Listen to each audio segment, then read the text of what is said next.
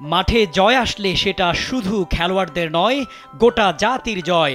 আর সেই জয়ের নেপথ্যে যখন প্রবাসী দর্শকদের গলা ফাটানো সমর্থন থাকে, তখন ফুটবলের প্রতি আবেগ যেন আরও বেশি গভীর হয়। ঠিক এমনটাই অনুভব করেছেন মিয়ানমারে 2 গোল পাওয়া বাংলাদেশ নারী ফুটবলার ঋতুপর্ণা চাকমা।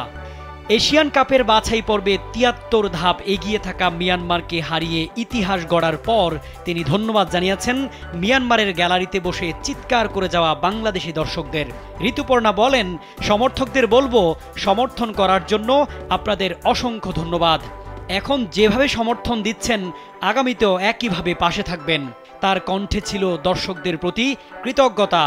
দেশের বাইরে বসে যখন হাজারো মানুষ লাল সবুজ পতাকা উঁচিয়ে বাংলাদেশ বাংলাদেশ বলে চিৎকার করেন, তখন ফুটবলাররাও পান বাড়তি অনুপ্রেরণা।